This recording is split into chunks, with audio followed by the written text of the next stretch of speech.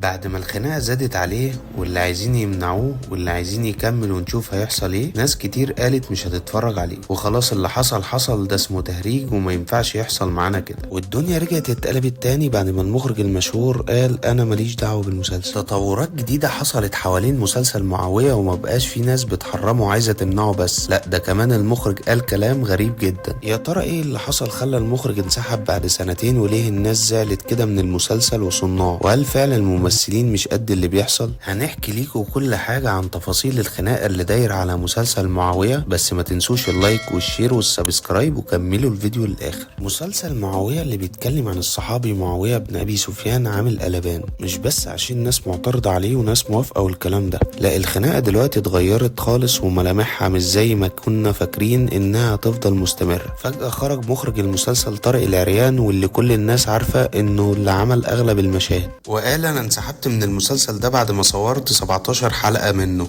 وانا ما كملتش، وجابوا مخرج تاني يكمل مكاني اللي فضل من الحلقات. وانسحابي ده حصل بعد ما لقيت مشاهد كتيرة محذوفة من اللي انا صورت. كلام طارق العريان كان مفاجأة كبيرة لكل اللي سمعوا، وده لان الكل عارف مين هو طارق العريان، ولو عايز يعمل حاجة بيعملها، وانه كان الكلام على ان المسلسل ده متكلف ملايين، ودلوقتي خرج يقول ان المسلسل مش من اخراجه وملوش دعوة بيه. في ناس كتير ما صدقتش كلام طارق العريان وقالت انه خرج فجأة وقال كده بعد ما المسلسل اتعرض للانتقادات بعد عرض الحلقة الاولى منه. واللي ما كانتش عاجبة الناس في حاجات كتير، منها ان الديكور مش ماشي مع الشخصيات ولا الحقبة الزمنية اللي الكلام عليها، وان في حاجات كتير قوي اتقصت من التاريخ المعروف للشخصية، واتشال منه حاجات كتير جدا معروفة في تاريخه قبل الاسلام، بس محدش لقاها في الاحداث، لدرجة ان كل الناس كانت متوقعة تلاقي غزوة بدر، ودي مشاهد من اللي قالوا مصروف عليها في المسلسل بس ما حصلش. والموضوع في الانتقادات للمسلسل ما وقفش على كده وبس، لا، دي الناس ما سابتش اللي بيمثلوا في المسلسل في حالهم، وقالوا عليهم كلهم بيمثلوا وحش، ومفيش غير اياد نصار اللي بيقدم دور الصحابية علي بن ابي طالب، واسماء جلال قالوا عليها مش عارفة تمثل. ده بقى كوم، وغير انهم قالوا ان اللي بيعمل شخصية معاوية مش زي ما التاريخ وصفه. مؤلف المسلسل حاول يرد على كل الانتقادات اللي بتتقال دي، وقال انه حاول يقدم شخصية تاريخية مش شخصية دينية، ويا ريت الناس تحكم على العمل من وجهة النظر دي. بس حتى بتوع التاريخ طلعوا وقالوا ان التاريخ في شخصية معاوية في المسلسل ناقص. انتوا بقى لو شفتوا المسلسل ايه رأيكم فيه، وشايف الانتقادات دي حقيقية ولا لا؟